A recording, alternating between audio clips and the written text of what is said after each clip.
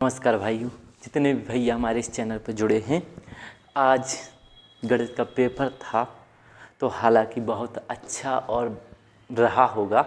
Paper वैसे भी बिल्कुल आसान था, ठीक है। तो हम यहाँ पे बात करने वाले हैं जो पेपर में आए हुए थे विकल्प के जो क्वेश्चन थे अपने, ठीक है। किसका आंसर क्या है भाई, क्या लगा के आए हो, यहाँ पे तुम लोग देख सकते हो। तो भाई कक्षा 10, ठीक है, हम बात कर ले थोड़ा सा, ठीक है। कक्षा 10 हम बात कर रहे हैं गणित के पेपर की, ठीक है। गणित का पेपर किस प्रकार से रहा, देखो भाई बिल्कुल आसान विकल्प थे, बिल्कुल आसान, ठीक है। अगर तुमने साल भर मेहनत से अच्छे से पढ़ा हुआ है तो ये बात समझ के चलो कि बिल्कुल आसान होने चाहिए थे आपके लिए। अगर मेहनत नहीं करी भाई एक अलग बात है। हम देख लेते हैं पहला विकल्प क्या था अपना, ठीक है। कौन मतलब कौन सी सहअभाज्य संख्याओं का युग्म है, यानी कौन सी जो संख्याएं विकल्पों में दी गई हैं, ठीक है, इस प्रकार की कौन सी संख्याएं हैं अपनी जो सहअभाज्य, ठीक है, संख्याएं हैं तो युग्म के रूप में।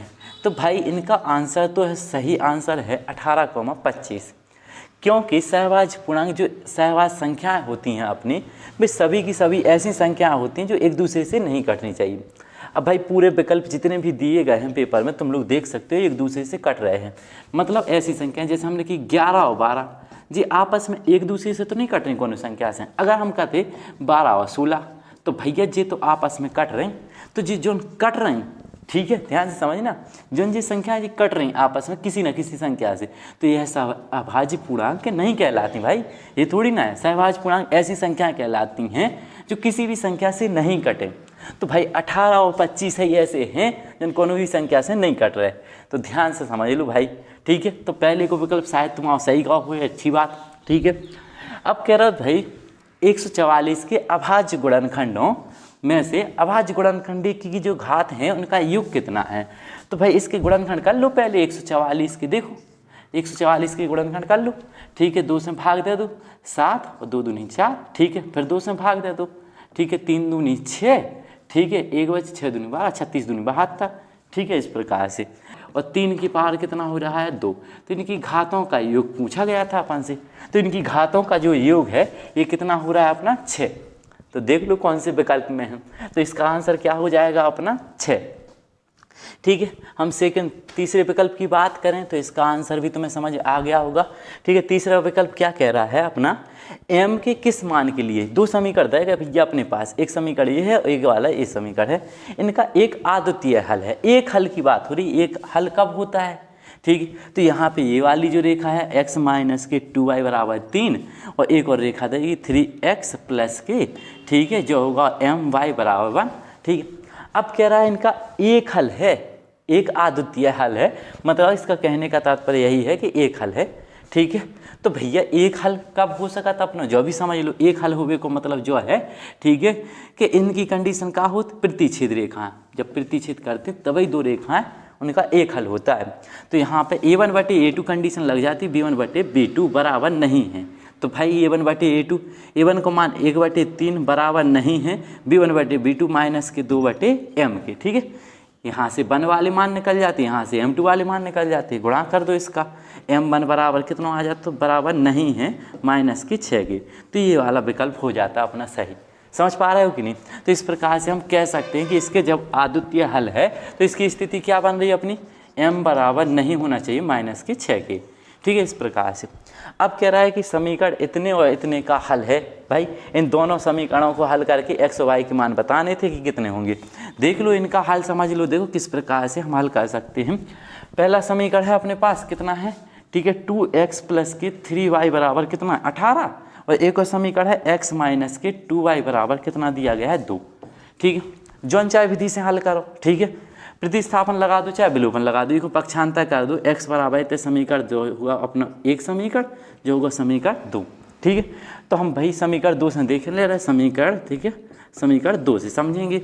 तो ये है अपना, इसको पक्षांतर करें तो 2 प्लस के कितना हो जाए 2y, जो होगा x को मान समीकरण 1 में रख दो x के स्थान पर, तो 2 गुणा जो होगा 2 प्लस के 2y, ठीक है, प्लस के 3y बराबर कितना होगा 18, एक अंदर गुणा कर दो, तो 2 दूनी 4 प्लस के 4y और प्लस के 3y बराबर 18, 4 को पक्षांतर कर दो, इन्हों जोड़ दो 7y बराबर 18 माइनस के 4 घटा दो, ठीक है 18 माइनस के 4 कर दो तो 7y बराबर 18 में से 4 गए कितने बच गए अपने पास, ठीक है 8 में से 4 गए 14, ठीक है 18 माइनस के 4 करें सु ये बटे में ले जाए तो y बराबर कितना होगा 14/7, 7 दूनी 14, y को मान कितना आ जाए अपना 2, यानी y बराबर हमें कितना प्राप्त हो रहा है यहाँ पे 2। y को मान समीकरण भैया कौन में रख दो, में रख दो जो 3 बना लें अपन, ठीक है y को मान 2 आ गए तो रख दो 2, तो 2 दूनी 4 आ गए और 2 कितना होगा 6, x बराबर 6 और y बराबर कितना प्राप्त हो रहा है हमें 2। तो भाई इस समीकरण का जो हल है x बराबर 6 है और y बराबर कितना है अपना 2। तो इस प्रकार से हम समझ करके कर सकते हैं। देख लो कौन लगाओ तुमने, कह रहा भैया के किस मान के लिए इस समीकरण के अनेक हल हैं, के को मान बताऊँ ना भैया। समीकरण में देखो अनेक हल हैं, a1/a2 बराबर होता है b1/b2 के, तो a1 को मान है 1, ठीक है a2 को मान है k, ठीक है बराबर b1 को मान है k और b2 को मान कितना है 1, ई को गुणा तो कर दो इसको 1 बराबर k स्क्वायर, इसको हटाएं अंडर रूट के अंदर k, ठीक है ई को कितना लिख सकते k बराबर प्लस माइनस को 1, ठीक है इस प्रकार से। तो k को मान 5वें को आंसर का हो जाए k बराबर प्लस माइनस, ठीक है 1, तो अपन इस प्रकार से कह सकते हैं कि इसका आंसर कितना हो जाएगा प्लस माइनस के 1। थोड़ी बहुत बात समझ में आ रही कि नहीं, ठीक है। अब देखो अगले विकल्प की तरफ चल रहा है अपन है, ठीक है ध्यान देना, थोड़ा सा समझने की कोशिश करो। हम केवल बता रहे हैं कि तुमने करो का है, ठीक है तुमने सही कर पाए कि नहीं कर पाए। छठवां क्वेश्चन क्या कह रहा हो, देखो छठवां समझ लो भाई, ठीक है छठवां क्वेश्चन का है अपना, छठवां क्वेश्चन देख लो, ठीक है। छठवां क्वेश्चन क्या कह रहा हो कि इसका हल बताना है भाई। x का मान 1/x² माइनस के 2 बराबर 1/7, ठीक है इसका हल बताना है। तो भाई इसका त्रियक गुणा कर दो, देखो जो होगा 7 बराबर x² माइनस के 2, इस 7 को उस तरफ पक्षांतर कर दो x², ठीक है। अब भाई 7 की लाजें या संख्या वाली पद एक तरफ कर लो तो जो होगा 7 + के 2 बराबर x², ठीक है। यहाँ पे कितना हो जाएगा 7 8 और 9, तो x² बराबर 9, अंडर रूट कितना लग जाए 9, तो 9 की लाजें कितना लिख सकते प्लस माइनस के 3, ठीक है इसको आंसर का हो जाए प्लस माइनस 3 हो जाए, ध्यान दियो, ठीक है। तो इस प्रकार से अपन इनका आंसर लिख सकते हैं। देखो भाई यहाँ पे भी तुम्हें समझ में आ गया, x को मान प्लस माइनस के कितना हो जाए 3, ठीक है। और दूसरी बात जो व्यास है, अगला क्वेश्चन देखो 7वां क्वेश्चन, ठीक है भैया तक समझ में आ रहा है कि नहीं, ठीक है कि क्या करो कितने सही हैं, पूरे सही हैं तो अच्छी बात। देखो जो समझ लो, कह रहा है कि व्यास का एक वृत्त का व्यास है AB, ठीक है केंद्र दिया गया है, B के निर्देशांक पता है तो A के निर्देशांक बताओ, तो कैसे होंगे देखो पहले क्वेश्चन की लाजें अपन देख रहे हैं किस प्रकार से हल कर सकत। तो जो का कह रहा हो अपना एक वृत्त है, इसका व्यास क्या दे रखा है अपने पास A और B, केंद्र के निर्देशांक देगा अपन की लाजे, केंद्र मान लो O है 2, ठीक है माइनस की 3 देगा, ठीक है। और B के निर्देशांक अपन पता है 1, 4 हैं, तो A के निर्देशांक बताओ ना कि A के निर्देशांक क्या होंगे, ठीक है। देखो A के निर्देशांक कैसे निकले भैया, जो मध्य बिंदु का जो वाला पॉइंट, ठीक है यानी जो वाला था अपन x1 y1 इको बना x2 और y2, जो क्या है मध्य बिंदु x y की मान समझना, तो x को मान का हो जाता x1 + के x2/2, ठीक है जो हो जाए अपना x बराबर, और y बराबर का हो जाता अपना y1 + के y2/2, ठीक है भैया। x1 को मान पता नहीं है लेकिन x को मान पता है 2 रख दो, x1 की वैल्यू निकाल रहे हैं, x2 को मान कितना है 1/2, 2 दूनी जो कितना हो जाए 4 x1 + के 1 एक पक्षांतर कर दो, 4 माइनस के कितना होगा अपना 1 बराबर x1, तो कितने बचे जी 3, तो x1 को मान कितना आ गया, इतने पहला पॉइंट आ गया 3, ठीक है। y1 को इसी प्रकार से निकालें, देखो जो भी समझ लो, ठीक है y1 को मान निकाल लें, y को मान कितना है अपने पास -3, y1 को मान पता नहीं है निकाल लें हैं प्लस की, y2 को मान कितना 4/2, 3 दूनी जो कितना हो जाए अपना 6, -6 बराबर y1 + के 4, यूँ पक्षांतर करो -6, ठीक है और -4 बराबर y1, 6 4 कितने हो गए -10, ठीक है y1, तो 3 कॉमा कितना आ गया -10। बात क्लियर हो पा रही कि नहीं भाई, विकल्प पे आए जी, ठीक है और ज़्यादातर गलत हो जाता, ठीक है। तो भाई इसको आंसर कितना समझ में आ रहा है, एक ही निर्देशांक कितने समझ में आ रहा है अपने 3 -10, इस प्रकार से करने। तो अगर तुमने गलत लगाओ तो भाई क्या मतलब फिर, ठीक है। अगला क्वेश्चन देखो 8वां विकल्प, 8वां सवाल जा कह रहा हूँ, ठीक है 3x² - के 12 + के बराबर 0 के मूल्य समान हैं, अब मूल समान हमको मतलब हो तो भज्जा बी स्क्वायर माइनस के 4ac को मान काय के बराबर हो वो 0 के बराबर। तो ई में ABC के मान समझ लो ax स्क्वायर प्लस के bx प्लस के c बराबर 0 से तुलना कर दें।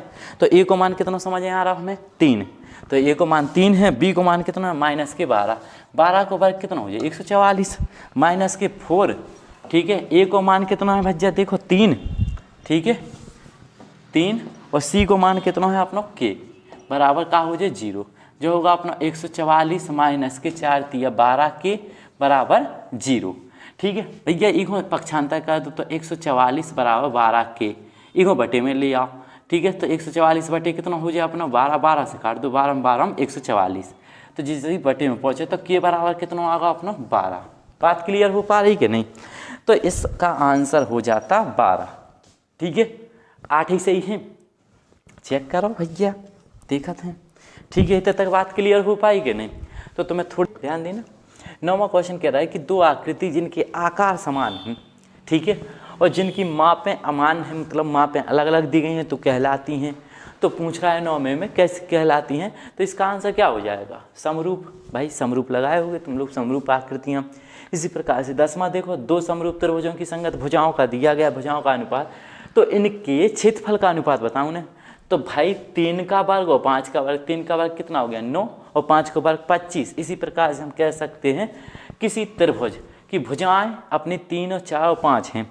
पाइथागोरस प्रमेय तुमने देखी उज्जे, ठीक है। पाइथागोरस प्रमेय में कहा है कौन भुजा 3 की 1 4 की, तो अगली कितने की आउट 5 की आउट के नहीं, ठीक है। तो इसी प्रकार से हम कह सकते हैं तो त्रिभुज का उज्जे अपना, तो कह सकते हैं कि त्रिभुज होगा अपना समकोण त्रिभुज। बात क्लियर हो पा रही कि नहीं? तो भैया जो देख लियो अपना ऐसे कह रहा है दो समरूप त्रिभुजों का परिमाप। अब भैया जो क्वेश्चन कैसा है कि परिमाप दाओगा, देखो पहले तो परिमाप हो भुजाओं का योग, ठीक है। तो यहाँ पे कह रहा है दो समरूप त्रिभुजों की भुजाओं का परिमाप दिया गया है, तो इनका जो अनुपात होगा वैसे तो जो तो होने तो 10/15, ठीक है भाई। देखो ध्यान से समझना, ठीक है। जो होने तो 10/15 तो 5 से काट दो, 5 दूनी 10 बटे कितना होने तो 3, लेकिन क्या है ऐसा तो कोई विकल्प है ही नहीं है। तो ई के लिए अनुपात है पहले जो बड़ो वाला त्रिभुज रख लो, ठीक है। बात क्लियर है, 15/10 कर दो, क्या दिक्कत है। पहले अपन बड़ो वाला त्रिभुज रख दें, तो इसके लिए 2 से काट दो, ठीक है। तो 3 अनुपात कितना आ जाता है 2, तो इसका आंसर क्या हो जाए अपना 3:2। इसी प्रकार से अपना अगला क्वेश्चन देख लो भाई, ठीक है। बिल्कुल आसान ये भी है। देखो tan थीटा बराबर दे रखा है 8 बटे कितना है 15 है, तो कह रहा है कोसेक थीटा का मान बताइए। भैया tan थीटा बराबर दोगा अपन के लाजे 8/15, समझने की कोशिश करना, ठीक है।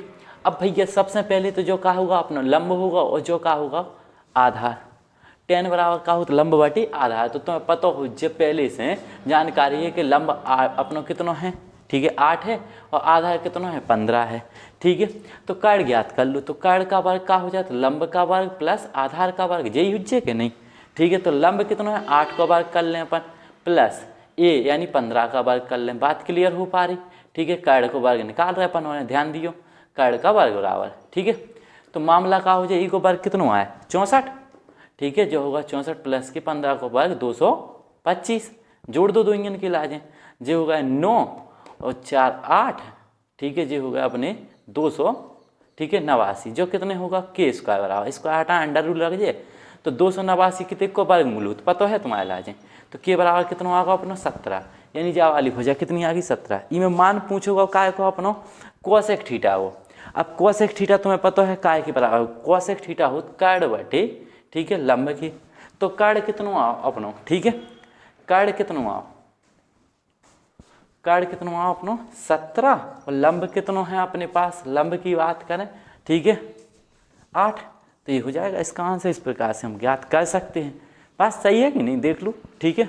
tan थीटा बराबर का होता है लंब बटे आधार, तो लंब कितना मान हो जाए 8, ठीक है, और आधार कितना हो जाए अपना 15, कर्ण कितना आवा 17। बात क्लियर है, इसी प्रकार से कहना था, ठीक है जी। साइन का उल्टा होता ही है, ठीक है। अब भैया जो वाला क्वेश्चन कैसे करें देखो, ठीक है। इसको कैसे आंसर निकाल रहे हैं अपना, जो आता होगा अपन के लाजे 2 cos 3 थीटा बराबर भैया 1, ठीक है। थीटा को मान बताओ ने सबसे पहली बात, ठीक है। इतने ध्यान दो, इको बटे में पहुंचा तो cos 3 थीटा बराबर कितना बनेगा 1/2। cos में 1/2 मान कितने का अंश को हो, तो cos 3 थीटा बराबर जो होगा अपना cos ठीक है। 60 अंश कितना होगा 60, ठीक है। तो 3 थीटा बराबर कितना होगा अपना 60 ही को बटे में पहुँचा दो, तो थीटा बराबर कितना होगा 60 बटे कितना होगा 3, 3 से काटो, थीटा बराबर कितना हो जाए अपना 20। बात क्लियर हो पा रही कि नहीं। तो इस प्रकार से यहाँ पे थीटा की वैल्यू भाई कितने अंश होती 20 अंश, ठीक है। अब भाई देखो देखो क्या कह रहा है अगला क्वेश्चन, ठीक है। यहाँ पे बात करें दो वृत्तों की परिधि देंगे, परिधि तुम जानते हुई हो, ठीक है। देख लो यहाँ पे हम थोड़ा साफ कर लें इसके लाचे, ये वाला देखेंगे अपन किस प्रकार से हो सकता है, ठीक है। इनकी परिधियों का अनुपात दिया गया है, यानी पहले की परिधि की बात करें 2πr1, ठीक है, 2πr1 बटे 2πr2, इनकी परिधियों का अनुपात है 3 अनुपात कितना है 2, तो 2π से 2π कैंसिल हो जाए, r1 बटे कितना आगा r2 बराबर 3 बटे कितना हो जाए 2। इनके क्षेत्रफलों का अनुपात बताओ उन्हें कि इनके क्षेत्रफल का अनुपात क्या हो जाए, क्षेत्रफल का हो तो अपना πr1 का स्क्वायर बटे πr2 का स्क्वायर, भाई इनके क्षेत्रफल का अनुपात पाई से पाई कैंसिल, जो बच्चों r1 बटे r2 का स्क्वायर, ठीक है। तो r1 बटे r2 का मान कितना हो जाए 3 बटे 2 का स्क्वायर। जैसे ही इनको स्क्वायर करें तो कितना बन जाए अपना जो आ जाए अपना 9 बटे कितना होगा 4, तो इसका आंसर क्या हो जाए जो हो जाए 9 बटे 4। बात क्लियर हो पाई कि नहीं। तो भैया जी 15 अपन के 15 तक तो तुम्हें समझ में आएगा हुई कि काय को आंसर का है, ठीक है। कोई दिक्कत हो तो बता। 16 नंबर का कह रहा है कि एक समान त्रिज्या यानी r के 2, ठीक है, अर्धगोलों को जोड़ करके, मतलब एक अर्धगोला जो है एक और है इसके लाइन जोड़ करके जो आकृति बन रही उसका वक्र पृष्ठ बताइए। तो वक्र पृष्ठ का हो जाए पूरा एक गोला नहीं बन जाए, एक अर्धगोला एक और अर्धगोला, तो वक्र पृष्ठ का हो जाए उसको 4πr²। सिंपल सी बात है। निम्नलिखित में से एक केंद्रीय प्रवृत्ति की माप नहीं है, तो भैया का है मानक विचलन, जो हुए एक अलग से विकल्प, तो मानक विचलन काय के सब समांतर माध्य से संबंध रख रहे हैं, ठीक है, माध्य का बहुलक को छोड़ के यही अपना मानक विचलन। तो इस प्रकार से हम कह सकते हैं। अगले की बात करें, ठीक है, कह रहा 1 से 9 तक या 9 तक की प्राकृतिक संख्याओं का समांतर माध्य, तो इनका समांतर माध्य कैसे, पदों का योगफल बटे पदों की संख्या, इन सबको जोड़ दो तो जो होगा 45 और 9 को भाग दे दो तो कितना आएगा 9 पन्ना 45, इसको आंसर कितना हो जाए 5, ठीक है। ऐसे 19 में देखो कह रहा है कि माध्यिका इतनी है माध्य इतनो है, तो बहुलक बताओ भैया। बहुलक निकाल के लाजे फॉर्मूला का है 3 गुणा माध्यिका माइनस के 2 गुणा माध्य, ठीक है। तो 3 गुणा माध्यिका रखो माइनस के 2 गुणा माध्य, 16 थी 48 माइनस के 30 कर दो, कितने बचे 18, तो इको आंसर क्या हो जाए 18। एक और है अपना 20वां विकल्प जो भी देख लो, कह रहा है कि 1 से 10 तक या प्रथम 10 प्राकृतिक संख्या, प्राकृतिक संख्या क्या होती 1 से शुरू होती, तो प्राकृतिक संख्या जो है इनकी माध्यिका बताऊँ ने तो 1 से 10 तक, तो माध्यिका कैसे निकालें, इनके मध्य वाले पद कितने हो रहे हैं 11, ठीक है, 5 और 6 11 और 2 को भाग लगा दो तो कितना आ जाए 5.5, इसको आंसर कितना हो जाए 5.5, ठीक है। इस प्रकार से अब देख सकते हो भाई तुमने कितने सही करे कितने गलत करे, ठीक है, समझ लो। लेकिन हालांकि ठीक है